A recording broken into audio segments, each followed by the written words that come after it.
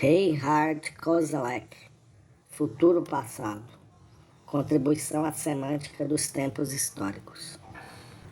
Parte 2, sobre a teoria e o método da determinação do tempo histórico.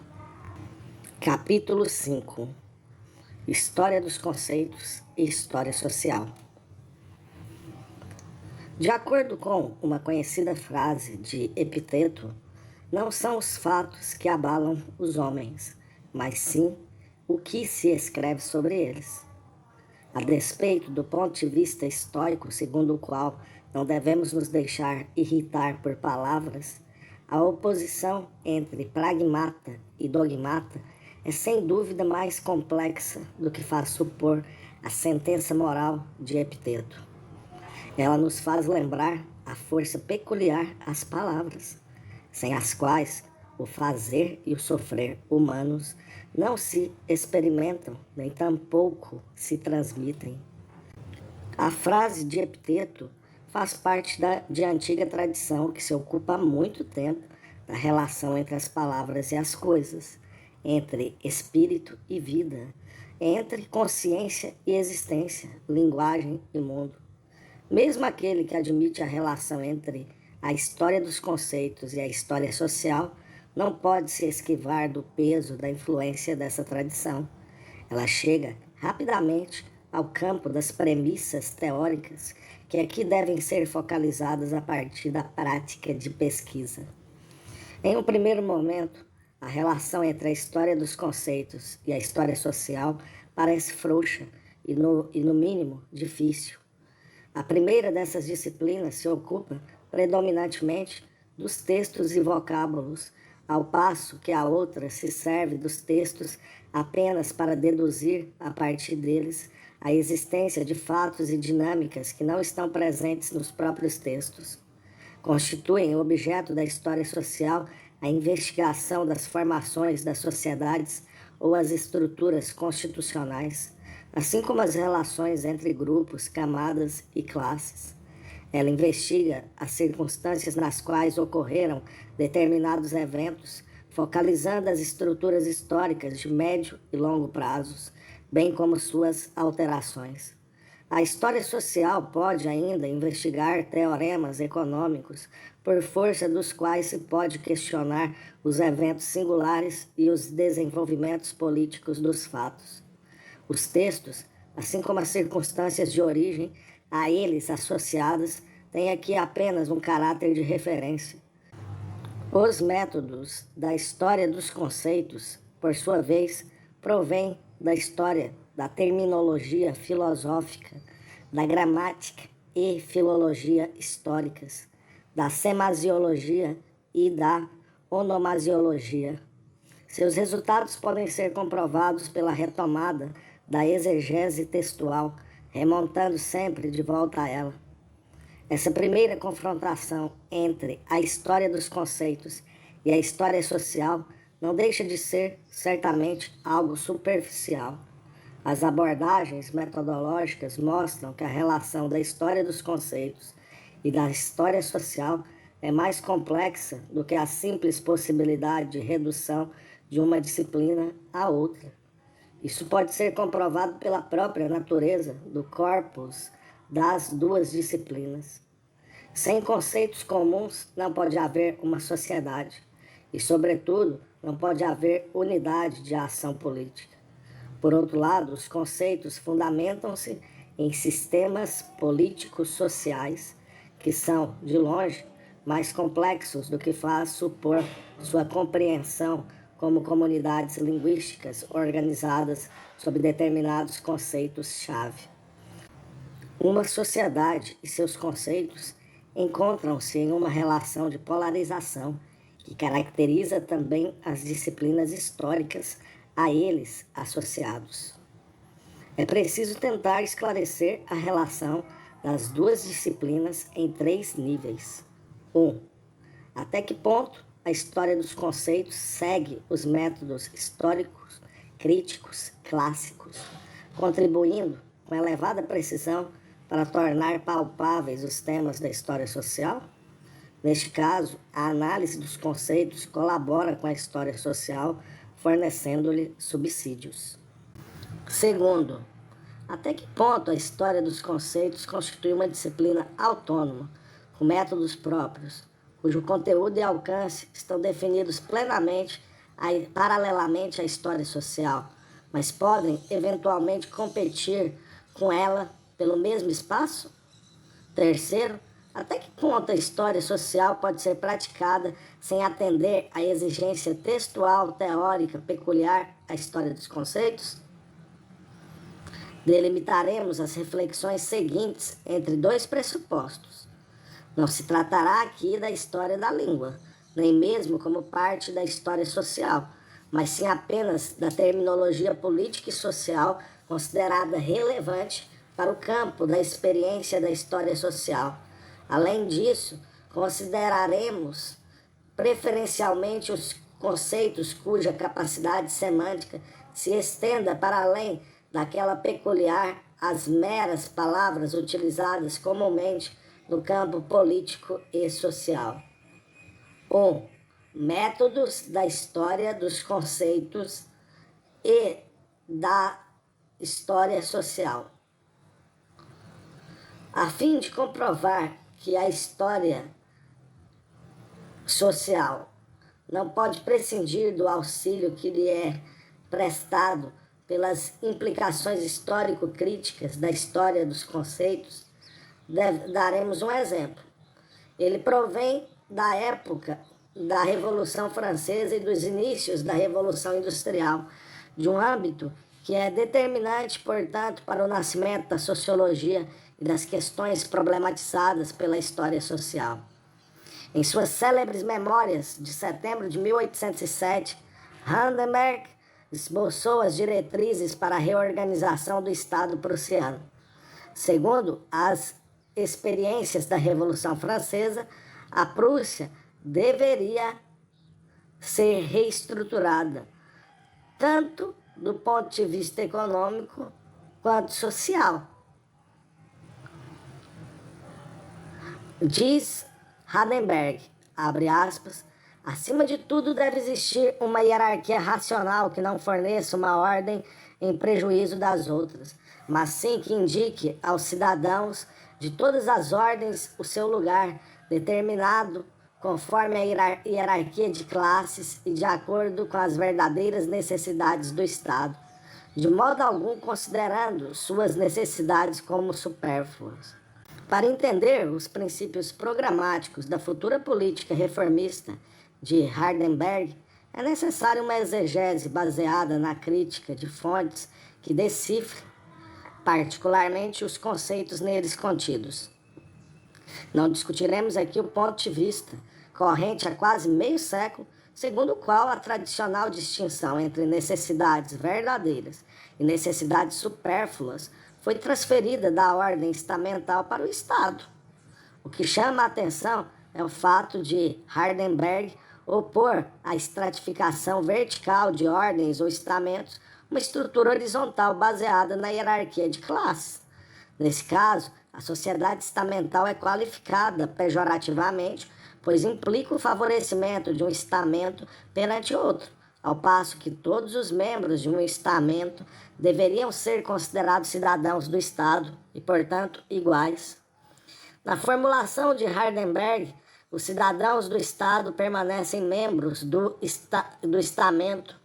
No entanto, suas funções não serão mais definidas a partir desses mesmos estamentos, mas sim, abre aspas, conforme uma hierarquia de classes, fecha aspas, daí resultando o surgimento de uma hierarquia racional.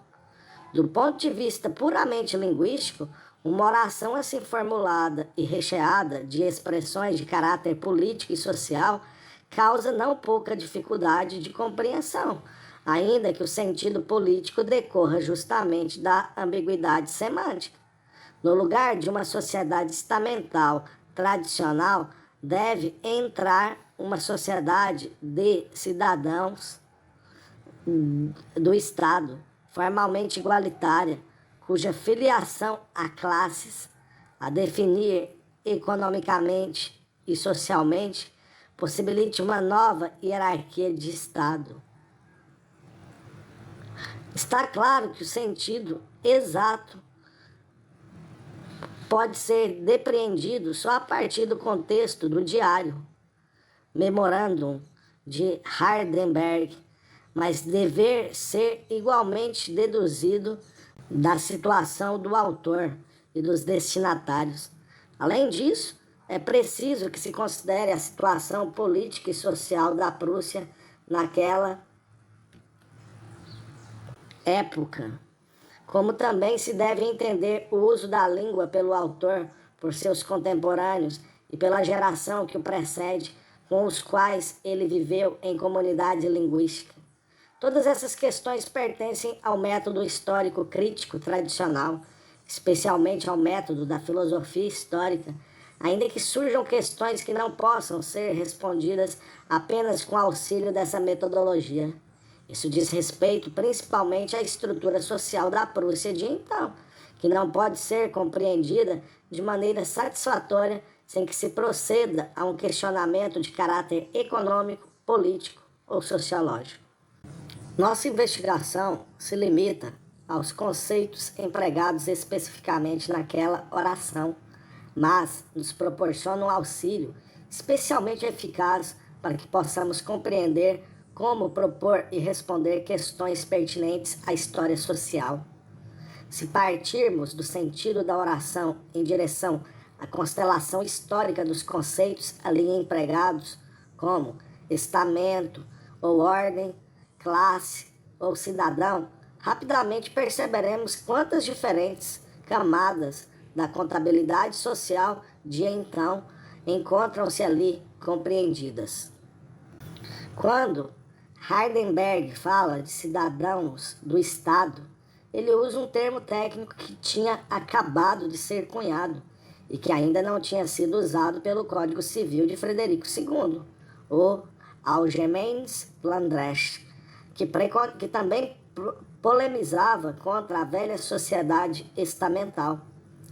Trata-se, além do mais, de um conceito engajado que se dirige contra a desigualdade de ordens, sem que existisse naquela época um direito civil que conferisse direitos políticos a um cidadão prussiano. A expressão era atual e com apelo ao futuro, aludindo a um modelo constitucional que, a partir daquele momento, estava por se realizar. O conceito de estamento, na passagem do século XVIII para o XIX, continha intermináveis nuances de significado, de natureza política, legal, econômica e social, de modo que não se podia deduzir desse termo nenhuma significação unívoca. Quando Hardenberg pensou na conjunção entre estamento e privilégio, estava examinando de forma crítica o tradicional direito de soberania das camadas superiores, ao passo que o conceito antônimo, nesse contexto, era o conceito de classe. Da mesma forma, também o conceito de classe possuía, naquele momento, numerosos significados que eventualmente se confundiam com o conceito de estamento ou ordem. Ainda assim, pode-se dizer que, para o uso alemão, especialmente para o uso prussiano da língua da burocracia, uma classe era antes definida por critérios econômicos e de direito administrativo do que por critérios políticos ou de origem. Nesse contexto, há de se considerar a tradição fisiocrata dentro da qual os antigos estamentos foram originalmente definidos de acordo com critérios funcionais do ponto de vista econômico, concepção que Hardenberg compartilhou de acordo com os princípios do liberalismo econômico. O uso do termo classe mostra que é colocado em jogo um modelo social que sinaliza em direção ao futuro, ao passo que o conceito de estamento está associado a uma tradição secular e a estruturas que o Código Civil prussiano tinha acabado de legitimar mais uma vez, mas cujas ambiguidades já prenunciavam fissuras na hierarquia dos estados, ao mesmo tempo em que prenunciavam a necessidade de reformas. Portanto, A investigação do campo semântico de cada um dos conceitos principais revela um ponto de vista polêmico orientado para o presente, assim como um componente de planejamento futuro ao lado de determinados elementos de longa duração da constituição social e originários do passado. O sentido da frase de Hardenberg só é de fato extraído a partir da organização de todos esses elementos. Na multiplicidade cronológica do aspecto semântico reside, portanto, a força expressiva da história. Na exegese do texto, o interesse especial pelo emprego de conceitos políticos sociais e a análise de suas significações ganham, portanto, uma importância de caráter social e histórico. Os momentos de duração, alteração e futuridade contidos em uma situação política concreta são apreendidos por sua realização no nível linguístico. Com isso, ainda falando de modo geral, as situações sociais e respectivas alterações já são problematizadas no próprio instante dessa realização linguística. Torna-se, portanto, igualmente relevante, tanto do ponto de vista da história dos conceitos quanto da história social, saber a partir de quando os conceitos passam a poder ser empregados de forma tão rigorosa como indicadores de transformações políticas e sociais de profundidade histórica, como no presente exemplo. Nos países de língua alemã, pode-se verificar desde aproximadamente 1770 a ocorrência frequente de processos de ressignificação de termos, assim como a criação de neologismos que, com o uso frequente, acabaram por transformar o campo de experiência política e social, definindo novos horizontes de expectativas. Sem questionar a prioridade pragmática ou conceitual no processo das mudanças, o resultante permanece suficientemente elucidativo. A luta pelos conceitos adequados ganha relevância social e política. Hardenberg também valoriza as distinções conceituais. Insiste no uso das normas linguísticas introduzidas nos negócios cotidianos da política desde a Revolução Francesa. Desse modo, ele se dirige aos senhores de terra da aristocracia como latifundiários, Gutbesitzner, e não receia referir-se, corretamente, aos representantes das ordens regionais como deputados dos estamentos. Marwitz, seu opositor, indignou-se, dizendo, abre aspas, assim confundidos os nomes, terminaremos por confundir também os conceitos, enterrando a Constituição de Brandemburgo, fecha aspas. Embora correta em sua conclusão, Marwitz conscientemente deixou de notar que Hardenberg servia-se, de fato, de novos conceitos, inaugurando com isso uma luta pela designação da nova estrutura social, luta que se estende nos anos seguintes na correspondência trocada entre os antigos estamentos e a burocracia.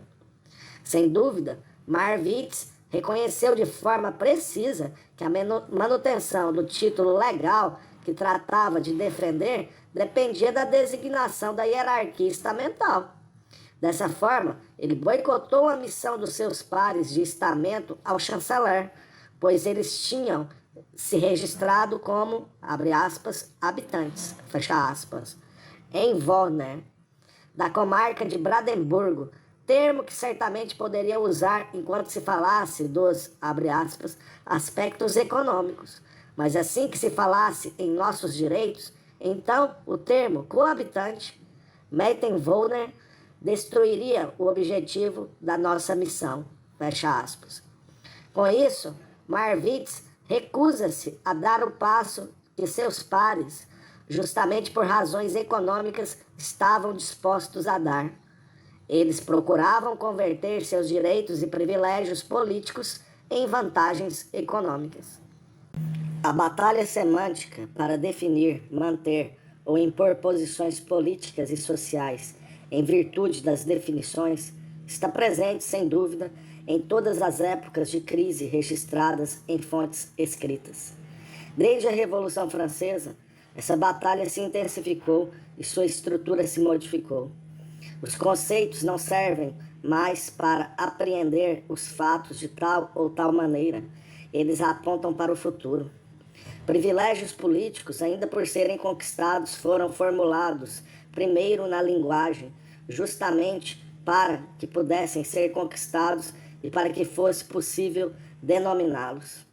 Com esse procedimento, diminuiu o conteúdo empírico presente no significado de muitos conceitos, enquanto aumentava proporcionalmente a exigência de realização futura contida neles. A coincidência entre o conteúdo empírico e o campo de expectativa diminuía cada vez mais. Inclui-se aqui a criação dos numerosos ismos, que serviram como conceitos de agrupamento e de dinâmica para ordenar e mobilizar as massas estruturalmente desarticuladas. O leque semântico do emprego de tais expressões vai, como ainda hoje é o caso, desde o clichê até o conceito definido academicamente. Basta lembrar termos como conservadorismo, liberalismo ou socialismo. Desde que a sociedade atingiu o desenvolvimento industrial, a semântica política dos conceitos envolvidos no processo fornece uma chave de compreensão sem a qual os fenômenos do passado não poderiam ser entendidos hoje. É só pensar na mudança de significado e de função do conceito de revolução, que na origem apresentava uma fórmula modelar do possível retorno dos acontecimentos. Entretanto, o sentido do termo foi reformulado, passando a indicar um conceito teleológico de caráter histórico-filosófico, a par de uma segunda e nova significação como conceito de ação política, tornando-se, segundo nosso ponto de vista, o indicador de uma alteração estrutural. Neste caso, a história dos conceitos torna-se parte integrante da história social. A isso se segue uma exigência metodológica mínima, a obrigação de compreender os conflitos sociais e políticos do passado por meio das delimitações conceituais e da interpretação dos usos da linguagem feitos pelos contemporâneos de então. Desse modo, o esclarecimento conceitual dos termos estamento ou ordem, classe, proprietário, aspecto econômico, ambiente, latifundiário e cidadão do Estado é pressuposto para poder interpretar o conflito entre o grupo de reformadores burocráticos e os Junkers prussianos. Exatamente o fato de os pactários encontrarem-se sobrepostos uns aos outros, do ponto de vista histórico, pessoal e sociográfico, torna ainda mais necessário esclarecer semanticamente as delimitações políticas e sociais no interior dessa camada, a fim de tornar palpáveis as intenções ou interesses ocultos por esse mesmo processo. Portanto, a história dos conceitos é, em primeiro lugar, um método especializado da crítica de fontes que atenta para o emprego de termos relevantes do ponto de vista social e político e que analisa com particular empenho expressões fundamentais de conteúdo social ou político. É evidente que uma análise histórica dos respectivos conceitos deve remeter não só à história da língua, mas também a dados da história social, pois toda semântica se relaciona a conteúdos que ultrapassam a dimensão linguística. É a partir daí que se explica a posição marginal e precária da semântica nas ciências da linguagem, mas também a sua generosa contribuição à história. Com o afunilamento da análise linguística dos conceitos, antigas proposições tornam-se mais precisas, assim como os fatos históricos e as relações entre eles, supostamente já compreendidos, tornam-se mais claros pelo estudo de sua constituição linguística. 2. A história dos conceitos como disciplina e a história social. O reconhecimento da contribuição das análises linguísticas dos conceitos apenas em seu aspecto de crítica de fonte em relação a questões pertinentes à história social, desenvolvido até agora neste texto, não faz justiça a todo o proveito que se pode tirar de uma história dos conceitos. Muito mais do que isso, suas exigências metodológicas delimitam um campo particular de estudos que se encontra em estimulante e recíproca relação de tensão frente à história social. Do ponto de vista historiográfico, a especialização na história dos conceitos teve não pouca influência sobre as investigações conduzidas pela história social. Ela começou como crítica à tradução descontextualizada de expressões cronologicamente relacionadas ao campo semântico constitucional. Em seguida, essa especialização pretendeu uma crítica à história das ideias, compreendida como um conjunto de grandezas constantes, capazes de se articular em diferentes formas históricas, sem qualquer alteração essencial. Ambos os impulsos conduziram a uma delimitação metodológica mais precisa, pois, ao longo da investigação da história de um conceito, tornou-se possível investigar também o espaço da experiência e o horizonte de expectativa associados a um determinado período, ao mesmo tempo em que se investigava também a função política e social desse mesmo conceito. Em uma palavra, a precisão metodológica da história dos conceitos foi uma decorrência direta da possibilidade de se tratar conjuntamente espaço e tempo com a perspectiva sincrônica de análise. Tal procedimento parte do princípio de traduzir significados lexicais em uso no passado para a nossa compreensão atual. A partir da investigação de significados passados, tanto a história dos termos quanto a dos conceitos conduz à fixação desses significados sob a nossa perspectiva contemporânea. Enquanto esse procedimento da história dos conceitos é refletido metodologicamente, a análise sincrônica do passado é completada de forma diacrônica. A redefinição científica de significados lexicais anteriores é um dos mandamentos básicos dos estudos diacrônicos. Essa perspectiva metodológica, operacionalizada ao longo das épocas, acaba por se transformar também no que diz respeito ao conteúdo em uma história do respectivo conceito ali abordado. Em uma segunda etapa da investigação, os conceitos são separados de seu contexto situacional e seus significados lexicais investigados ao longo de uma sequência temporal para serem depois ordenados uns em relação aos outros, de modo que as análises históricas de cada conceito isolado agregam-se a uma história do conceito.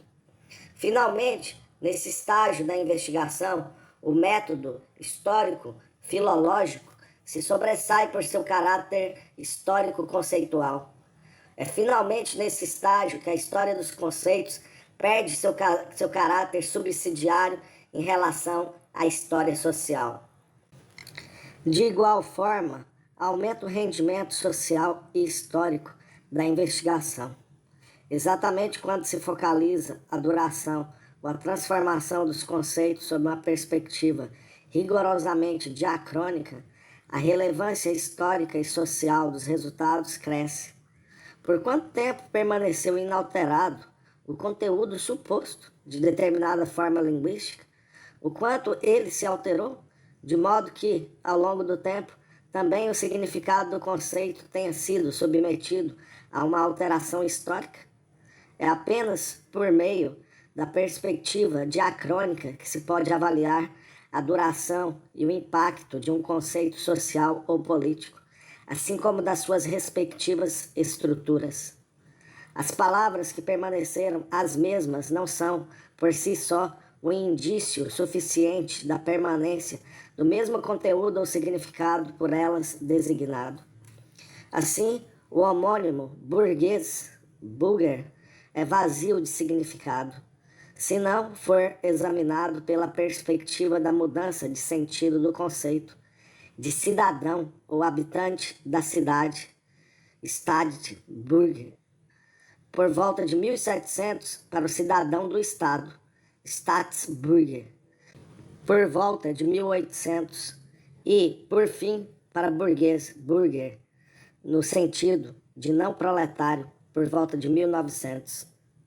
Stadtbürger, cidadão ou habitante da cidade, era um conceito da sociedade estamental, no qual definições legais, políticas, econômicas e sociais encontravam-se indissoluvelmente unidas, definições que preenchiam com outro conteúdo os mesmos conceitos dessa sociedade de ordens.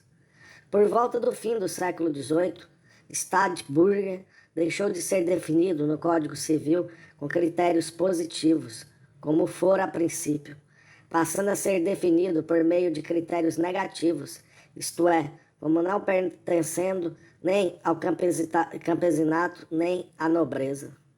Com isso, o conceito registra, por negação, a exigência de uma universalidade maior que lhe foi trazida pela noção de Staatsbürger, cidadão do Estado. A negação da negação foi igualmente alcançada quando o Staatsbürger, em 1848, passou a ter direitos políticos definidos de maneira positiva, direitos dos quais desfrutara antes apenas como habitante em Wohner e membro de uma sociedade de economia liberal. Por trás da igualdade formal e legal de uma sociedade de economia liberal, protegida pelo Estado, tornou-se possível ordenar o burguês em uma classe do ponto de vista puramente econômico, do qual funções políticas ou sociais foram derivadas apenas de maneira secundária. Sob o ponto de vista dessa generalização, isso é válido tanto para o direito de voto de classe como para a teoria de Marx. As alterações estruturais de longo prazo só podem ser abarcadas por uma investigação diacrônica da estrutura profunda dos conceitos. Assim, a lenta mudança de significado da societas civilis como sociedade política e constitucional para a sociedade burguesa sine imperio, conscientemente concebida como uma sociedade apartada do Estado, é um conhecimento relevante do ponto de vista social e histórico, que só pode ser alcançado no nível de reflexão da história dos conceitos. O princípio diacrônico faz da história dos conceitos um campo próprio de pesquisa que deve, do ponto de vista metodológico, deixar de considerar, em um primeiro momento, os conteúdos extralinguísticos, entendidos como o campo específico da história social. Os processos de permanência, alteração ou ineditismo dos significados lexicais devem ser compreendidos antes que esses significados possam ser tomados como indicadores dos conteúdos extralinguísticos que recobrem, antes que possam ser empregados na análise das estruturas sociais ou de situações de conflito político. Sob o aspecto puramente temporal, os conceitos políticos e sociais encontram-se organizados em 3 grupos. No primeiro, encontram-se os conceitos tradicionais da doutrina constitucional aristotélica, cujos significados lexicais permaneceram em parte e cuja exigência pode também ser resgatada empiricamente nas relações de hoje. Por outro lado, há conceitos cujo conteúdo se alterou de maneira tão decisiva que, a despeito da mesma constituição linguística, são dificilmente comparáveis. Seu significado só pode ser recuperado historicamente. Pense-se, como exemplo, na moderna diversidade de sentido do conceito de história, Geschichte, que parece ser, ao mesmo tempo, seu próprio sujeito e seu próprio objeto, ao contrário de histórias, Geschichten e Historien, que tem por objeto pessoas e domínios concretos. Ou então pense-se ainda em classe, em oposição a classes romana. Há, por fim, os neologismos que surgem em certos momentos e que reagem a determinadas situações sociais ou políticas, cujo ineditismo eles procuram registrar ou até mesmo provocar. Como exemplo, citem-se comunismo e fascismo. Nesse esquema temporal existem, naturalmente, intermináveis transições e sobreposições. Assim, a história do conceito democracia pode ser considerada sob 3 aspectos. A antiga democracia como forma constitucional e possível da polis, ela conhece determinações, procedimentos ou regularidades que são encontradas ainda hoje na democracia. No século XVIII, o conceito de democracia foi atualizado para designar novas formas de organização dos grandes estados modernos. No que diz respeito ao governo das leis ou ao princípio de igualdade, os velhos significados são retomados e modificados. Mas, no que diz respeito às mudanças sociais em decorrência da Revolução Industrial, são acrescentadas novas valências ao conceito. Ele se torna um conceito de expectativa que, sob a perspectiva histórico-filosófica, seja legislativa ou revolucionária, precisa satisfazer necessidades até então desconhecidas, que despontam continuamente para poder liberar seu verdadeiro sentido. Finalmente, democracia se torna um arquilexema, um conceito generalizante que, daqui por diante, tomando o lugar de república, igual a politeia, impele todos os outros tipos de constituição para a ilegalidade como forma de governo. Por trás dessa generalidade global, que pode ser ocupada do ponto de vista político de modos completamente diversos, faz-se necessário moldar novamente o conceito por meio de definições adicionais. Somente assim é que ele pode ser funcional politicamente. Surgem a democracia popular representativa, a cristã, a social, etc. Portanto, os processos de permanência, transformações e inovação são compreendidos diacronicamente ao longo da série de significados e dos usos de um termo determinado. No âmbito de uma possível história dos conceitos, a indagação fundamental a respeito dos processos de alteração, transformação e inovação conduz a uma estrutura profunda de significados que se mantém, recobrem-se e precipitam-se mutuamente, significados que só podem se tornar social e historicamente relevantes se a história dos conceitos for isolada e destacada como disciplina autônoma. Ao seguir seus métodos próprios, a história dos conceitos fornece indicadores para a história social. Foi preciso aprofundar a especialização da análise de conceitos a fim de evitar que a especificidade de seu método fosse identificada de maneira precipitada com questões de caráter social e histórico relacionadas a conteúdos extralinguísticos. Certamente é possível desenvolver uma história da língua concebida como história social. No entanto, a história dos conceitos é delimitada de modo mais rigoroso. A especialização metodológica da história dos conceitos, os quais se expressam por palavras, requer um fundamento que possa diferenciar as expressões conceito e palavra.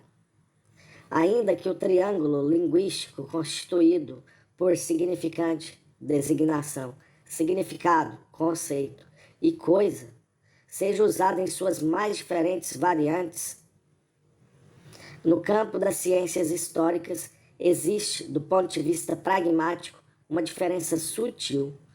A terminologia social e política da língua que se examina conhece uma série de expressões que, por causa da exegese da crítica de fontes, podem ser caracterizadas como conceitos.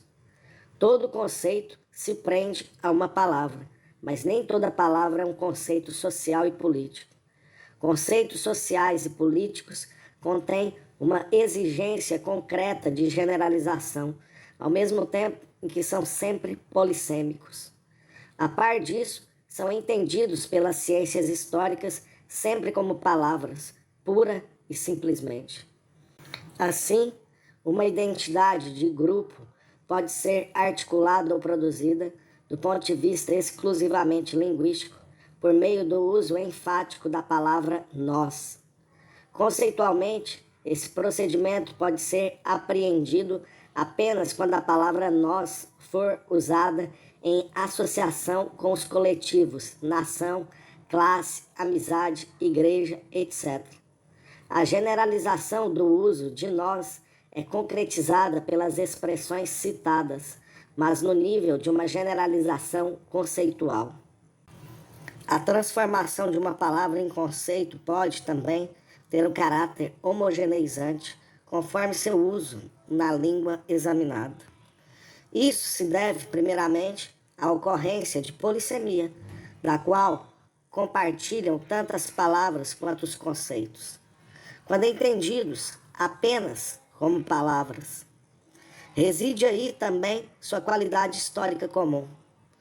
Contudo, pode-se entender a polissemia de maneira diferente, dependendo da possibilidade de se compreender ou não uma palavra como conceito. Ainda que os significados abstratos e concretos estejam associados a seus significantes, as palavras, eles se nutrem também do conteúdo suposto, do contexto falado ou escrito e da situação social. Isso vale inicialmente para ambos, palavras e conceitos. O sentido de uma palavra pode ser determinado pelo seu uso. Um conceito, ao contrário, para poder ser um conceito, deve manter-se polissêmico. Embora o conceito também esteja associado à palavra, ele é mais do que uma palavra. Uma palavra se torna um conceito se a totalidade das circunstâncias político-sociais e empíricas, nas quais e para as quais essa palavra é usada, se agrega a ela. Que elementos estão incluídos na palavra Estado para que ela se torne um conceito? Dominação, território, burguesia, legislação, jurisdição, administração, impostos, exército. Citando aqui os mais recorrentes.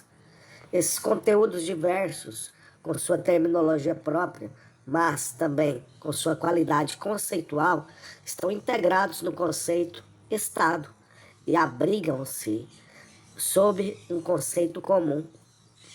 Os conceitos são, portanto, vocábulos nos quais se concentra uma multiplicidade de significados. O significado e o significante de uma palavra podem ser pensados separadamente. No conceito, significado e significante coincidem na mesma medida em que a multiplicidade da realidade e da experiência histórica se agrega à capacidade de plurissignificação de uma palavra, de forma que seu significado só possa ser conservado e compreendido por meio dessa mesma palavra. Uma palavra contém possibilidades de significado. Um conceito reúne em si diferentes totalidades de sentido. Um conceito pode ser claro, mas deve ser polissêmico. Como diz Nietzsche, abre aspas, todos os conceitos nos quais se concentra o desenrolar de um processo de estabelecimento de sentido escapam às definições. Só é passível de definição aquilo que não tem história, fecha aspas. O conceito reúne em si a diversidade da experiência histórica, assim como a soma das características objetivas, teóricas e práticas em uma única circunstância, a qual só pode ser dada como tal e realmente experimentada por meio desse mesmo conceito. Assim, fica claro que, embora os conceitos compreendam conteúdos sociais e políticos, a sua função semântica, sua economia não pode ser derivada apenas desses mesmos dados sociais e políticos aos quais se referem. Um conceito não é somente o indicador dos conteúdos compreendidos por ele, é também seu fator. Um conceito abre determinados horizontes, ao mesmo tempo em que atua como limitador das experiências possíveis e das teorias. Por isso, a história dos conceitos é capaz de investigar determinados conteúdos não apreensíveis a partir da análise empírica. A linguagem conceitual é, em si, um meio consistente para problematizar a capacidade de experiência e a dimensão teórica. É certo que essa tarefa pode ser realizada com um propósito social e histórico. No entanto, na execução dessa tarefa, o método da história dos conceitos deve ser preservado. É claro que a preservação da autonomia da disciplina não deve levar à desconsideração dos conteúdos históricos e empíricos, com base no fato de que, durante uma determinada etapa da investigação, eles são postos de lado. Ao contrário, o redirecionamento do foco da investigação, que se desloca das situações políticas e estruturas sociais e se concentra na constituição linguística, acaba por dar voz a essas mesmas situações políticas e estruturas sociais.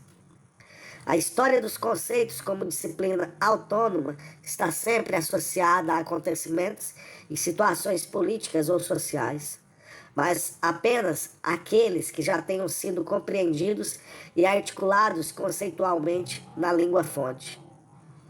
Ela interpreta a história em um sentido particular, por meio dos conceitos em uso no passado, mesmo que as palavras que os designem ainda sejam empregadas.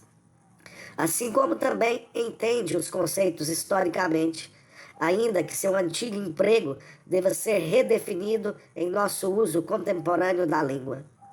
Até aqui, se nos for permitida uma definição algo exagerada, a história dos conceitos tem por tema a confluência do conceito e da história. A história somente passaria a ser história à medida que já tivesse sido compreendida como conceito. Do ponto de vista da teoria do conhecimento, nada que ainda não tivesse sido compreendido como conceito poderia realizar-se como história. Ao lado do risco de supervalorização de fontes escritas que não se deixam preservar nem teórica e nem empiricamente, essa tese conduz também ao risco de se entender mal a história dos conceitos do ponto de vista ontológico. Nela se perde também o impulso crítico de se recuperar a história das ideias ou história das mentalidades sob o ponto de vista da história social, com o que vai a pique também o efeito de crítica ideológica que pode ser suscitado pela história dos conceitos. Diferente disso, o método da história dos conceitos é capaz de superar o círculo vicioso da palavra em direção ao objeto e vice-versa. A compreensão da história a partir exclusivamente de seus próprios conceitos, com uma identidade entre um zeitgeist linguisticamente articulado e as circunstâncias das quais se deram os fatos, causaria um curto-circuito irreversível do ponto de vista teórico. Em vez disso, estabelece-se uma tensão entre conceito e fatos. Tensão que ora se neutraliza, ora parece novamente irromper a superfície, ora parece ser irremediavelmente insolúvel. É possível registrar continuamente a existência de um hiato entre fatos sociais e o uso linguístico a ele associado. As alterações de sentido linguístico e as alterações dos fatos, as alterações das situações políticas e históricas e o impulso para a criação de neologismos que a elas correspondam, relacionam-se entre si das mais diversas maneiras. Daí resultam consequências de ampliação do método da história dos conceitos. A investigação de um conceito não deve ser conduzida exclusivamente do ponto de vista semasiológico, restringindo-se aos significados das palavras e às suas modificações.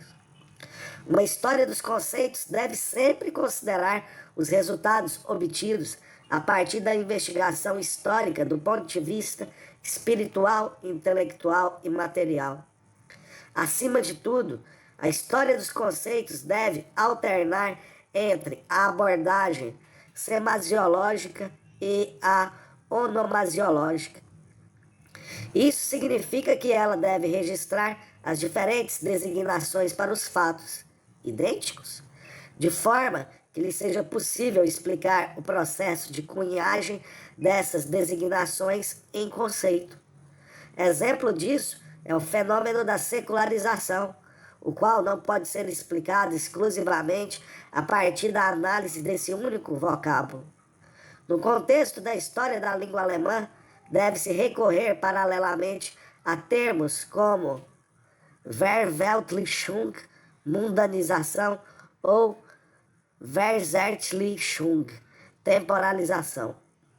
Do ponto de vista da história empírica, é preciso considerar os campos de atuação da Igreja e do direito constitucional, assim como, do ponto de vista da história das mentalidades, deve-se levar em conta as vertentes ideológicas que se cristalizaram ao redor dessa expressão linguística.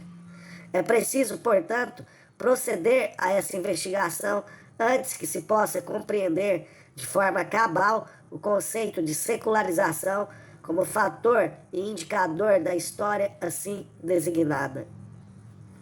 Para citar outro exemplo, a estrutura federativa do antigo império é parte de um conjunto de fatos e circunstâncias políticas e jurídicas de longo prazo igualmente relevantes que a partir da Baixa Idade Média até a fundação da República Federal Alemã foram capazes de estabelecer determinados modelos de comportamento político. Ora, somente a história da palavra Bund não é suficiente para dar conta do esclarecimento conceitual da estrutura federativa ao longo da história.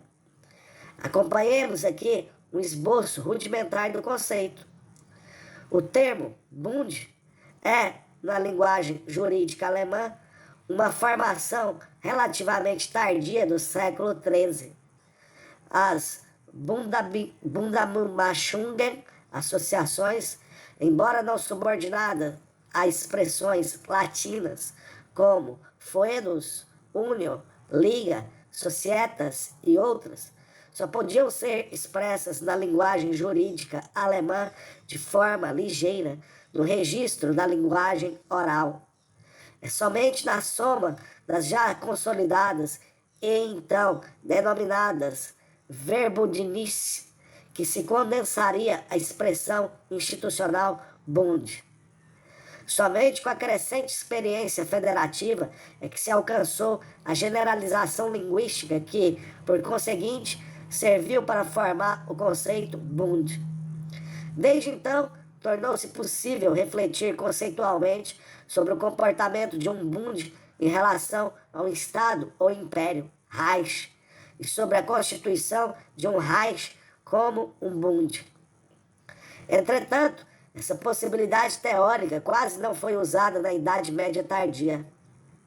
Bund permaneceu essencialmente como um conceito do direito da sociedade de ordens, designando em particular as uniões das cidades em oposição às ligas entre príncipes e as sociedades de cavaleiros. A carga religiosa do conceito de Bund na época da Reforma levou, na contracorrente do mundo calvinista, ao seu desgaste político. Para Lutero, somente Deus poderia instituir uma aliança, Bund, o que explica por que o conselho de Skalmalkt nunca foi designado como tal, o que acontece apenas no plano historiográfico. O uso enfático a um tempo religioso e político que Münzer e os camponeses aplicavam a expressão em 1525 conduziu a uma discriminação de seu emprego tornado tabu.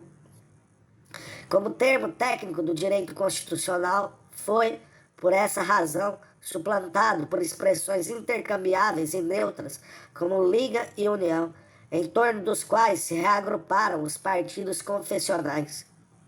No desenrolar-se dos confrontos sangrentos, essas expressões se tornaram conceitos religiosos de luta, os quais, por seu lado, se tornaram suspeitos ao longo da Guerra dos 30 Anos. Expressões francesas como aliança passaram a impregnar, desde 1648, o direito de aliança dos estados governados pelos príncipes alemães. Trata-se de uma alteração lenta e insidiosa, disseminada pela inclusão de critérios originados no direito das nações. Somente com a dissolução da velha ordem estamental do Império é que a expressão Bund reaparece, agora no plano social do Estado e do direito internacional. A expressão social Bundisch, unionista, foi cunhada por Camp. A distinção jurídica entre Bündnis, aliança, e Bund, unidade da federação, termos até então idênticos, pôde ser doravante articulada e finalmente, com o fim do Império, chegou-se à expressão Bundesstaat, Estado Federativo, no qual se encontram concentradas pela primeira vez as até então insolúveis aporias constitucionais, ali condensadas em um conceito histórico que remete ao futuro. As considerações acima seriam suficientes para mostrar que a etimologia do termo Bund não basta para descrever a história do processo de conceituação da estrutura federativa ao longo da história do Império Alemão. É necessário ampliar a investigação dos campos semânticos, a relação entre Einung e Bund, entre Bund e Bündnis, assim como a relação dessas expressões com os termos união, union, liga, liga ou aliança, aliança, deve ser analisada a seu turno. Os antônimos de cada termo devem ser também investigados, de modo que se possa evidenciar os antagonismos do ponto de vista político, assim como os agrupamentos religiosos ou sociais que se formaram no âmbito das possibilidades do Estado federativo. É preciso ainda interpretar os neologismos. Deve-se perguntar, por exemplo, por que o termo federalismo, herdado do século XVIII, nunca se tornou um conceito central do direito constitucional alemão do século XIX.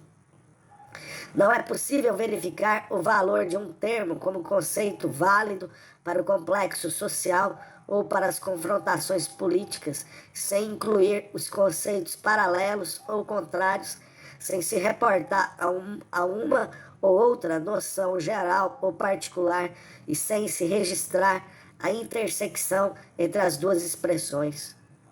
O fim último da história dos conceitos é, portanto, exatamente por meio do processo de alteração das questões semasiológicas e onomasiológicas, a Sachgeschichte, a história material. O sentido cambiante da expressão Bund pode ser elucidativo, por exemplo, para situações constitucionais que só puderam ser definidas sob esta expressão, ou não.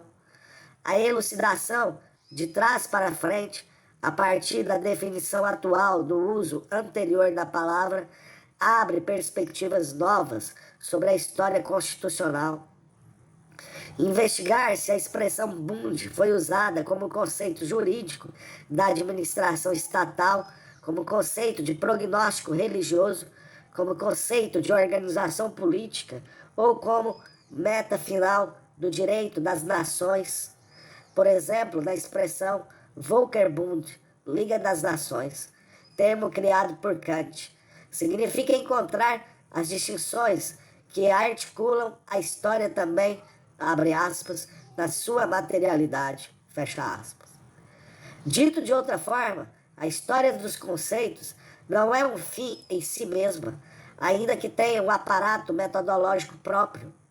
A história dos conceitos também pode ser definida como parte metodologicamente autônoma da pesquisa social e histórica. Dessa autonomia decorre uma premissa metodológica específica, que aponta para a existência das premissas teóricas comuns à história dos conceitos e à história social. 3. Teoria da história dos conceitos e teoria da história social. Todos os exemplos mencionados até aqui, ou seja, a história do conceito burguês, do conceito democracia ou do conceito federação, compartilham uma característica formal comum. Abordam estados do ponto de vista sincrônico e suas alterações ao longo do eixo diacrônico. Dessa forma, buscam aquilo que, no domínio da história social é caracterizado como as estruturas e suas alterações. Ainda que não se possa depreender imediata e diretamente a realidade a partir do conceito, a história dos conceitos tem como premissa refletir essa coincidência. Decorre daí uma tensão produtiva, rica em ensinamentos para a história social. Não é necessário que a permanência e a alteração dos significados das palavras correspondam à permanência e alteração das estruturas por elas designadas.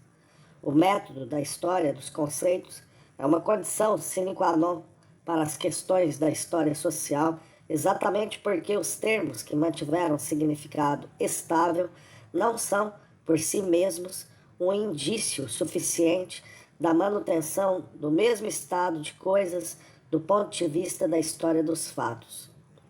Por outro lado, fatos cuja alteração se dá lentamente, a longo prazo, podem ser compreendidos por meio de expressões bastante variadas. A história dos conceitos prioriza a decifração, pela alternância das análises sincrônica e diacrônica, do período de duração de experiências passadas, assim como da capacidade de resistência das teorias do passado.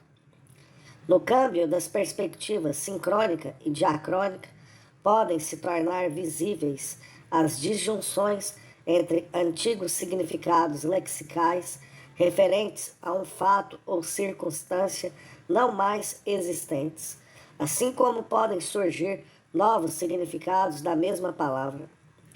Por meio desse método, também é possível detectar a existência de significados sobressalentes que não correspondem mais a nenhuma realidade factual.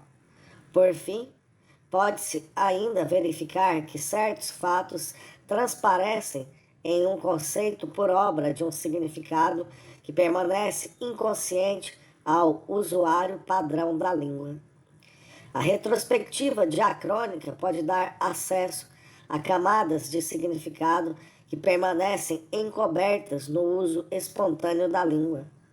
Por essa razão, o sentido religioso de Bund, como aliança ou liga, nunca foi totalmente descartado depois que a expressão passou a designar, no século XIX, um conceito social e político. Marx e Engels sabiam disso quando fizeram do credo da Liga dos Comunistas o manifesto do Partido Comunista.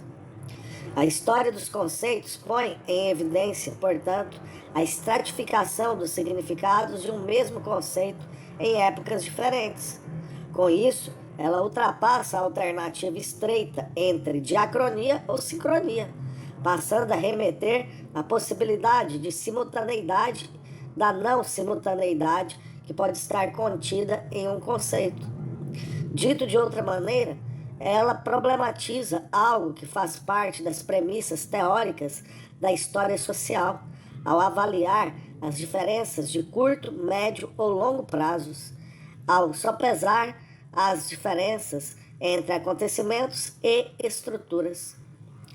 A profundidade histórica de um conceito, que não é idêntica à sequência cronológica de seus significados, ganha com isso uma exigência sistemática, a qual toda investigação de cunho social e histórico deve ter em conta.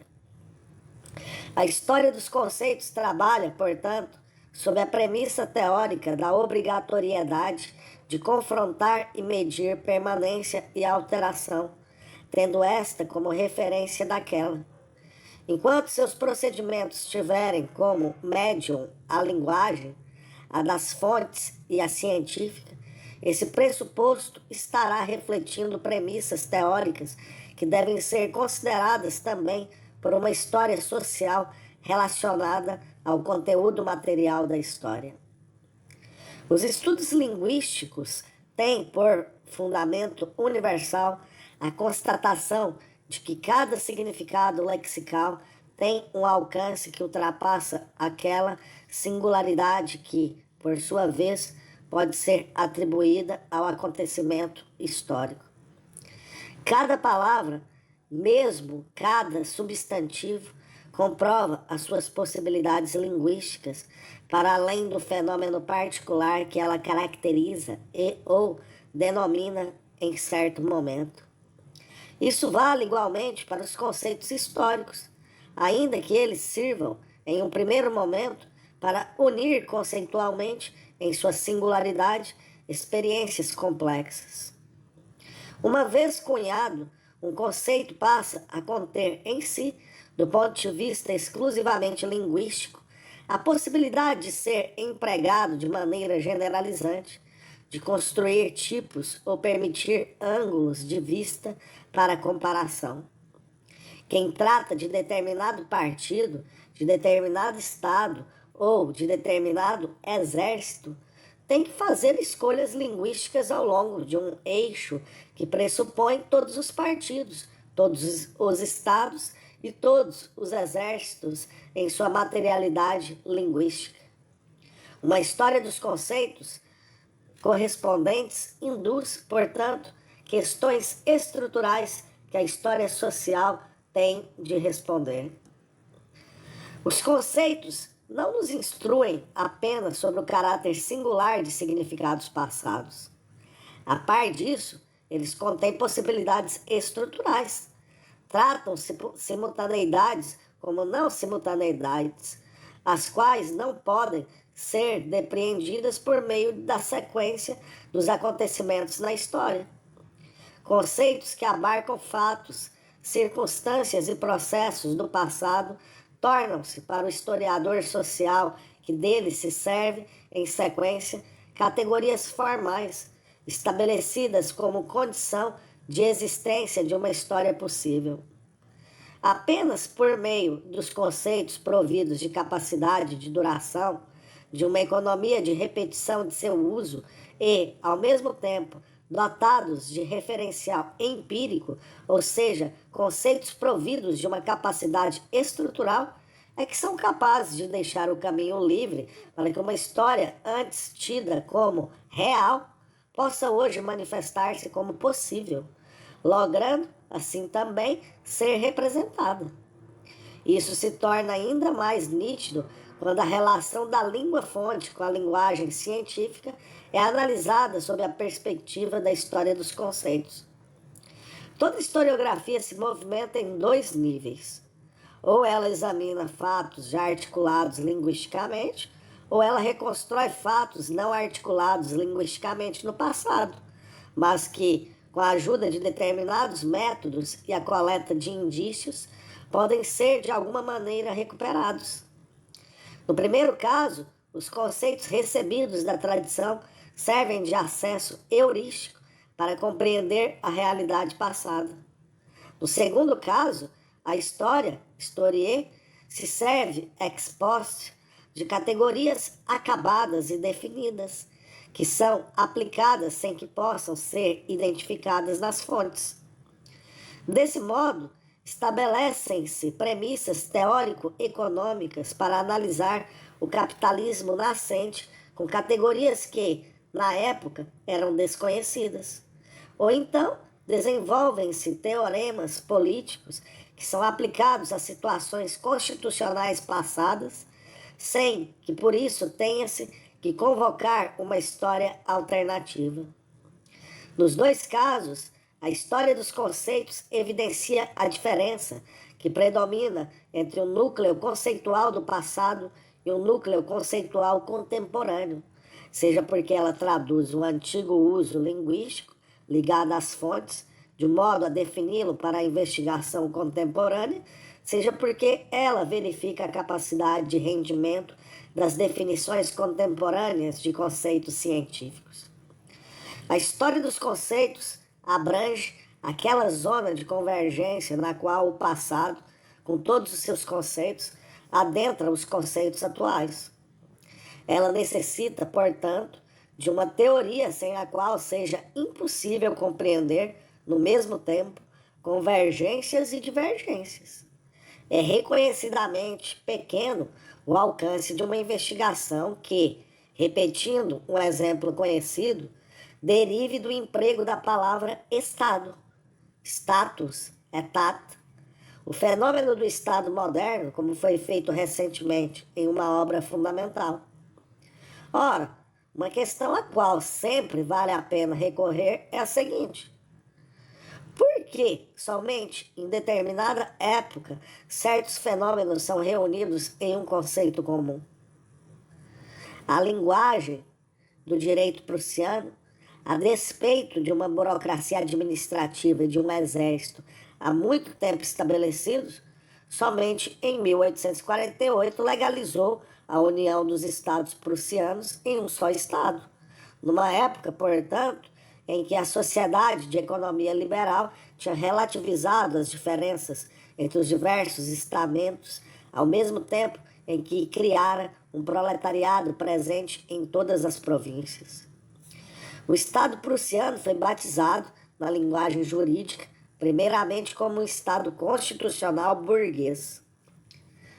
Tais constatações isoladas não puderam impedir a história de definir cientificamente conceitos da vida histórica e de estendê-los a outras épocas ou domínios do conhecimento. Dessa forma, é possível falar de um estado na alta Idade Média, desde que as ampliações do espectro semântico recoberto pelo termo sejam asseguradas do ponto de vista conceitual e histórico. Com isso, a história dos conceitos coloca a história social em xeque. Com a extensão de conceitos criados posteriormente a épocas anteriores ou vice-versa, com a extensão, como hoje é comum com o uso de feudalismo, de conceitos criados anteriormente a fenômenos posteriores, elementos minimamente comuns podem ser colocados, ao menos hipoteticamente, em campos opostos. A tensão dinâmica entre realidade e conceito aparece, portanto, tanto no nível da língua-fonte como no da linguagem científica. Assim, a história social não pode deixar de considerar as premissas teóricas da história dos conceitos, desde que se proponha a investigar as estruturas de longo prazo. A identificação do nível de generalização sobre o qual se está trabalhando, e isso diz respeito a toda história social que investigue duração, tendências e prazos, só pode ser conseguida com a reflexão sobre os conceitos ali empregados, que por sua vez auxiliam a identificar, do ponto de vista teórico, a relação cronológica entre o acontecimento e a estrutura, ou a justaposição de permanência e alteração. É esse, por exemplo, o caso do termo legitimidade, primeiramente uma expressão da linguagem jurídica, abre aspas, a qual se atribuiu um sentido político tradicionalista, fecha aspas, sendo, então, introduzida na luta partidária. Por fim, o termo revolução ganhou também a sua legitimidade. Com isso, o termo entrava na perspectiva da filosofia da história, adquirindo coloração ideológica, dependendo da situação política daqueles que se serviam da expressão. Todos esses níveis de significação que se justapõem mutuamente já existiam quando Max Weber neutralizou a expressão legitimidade para poder descrever tipos de dominação.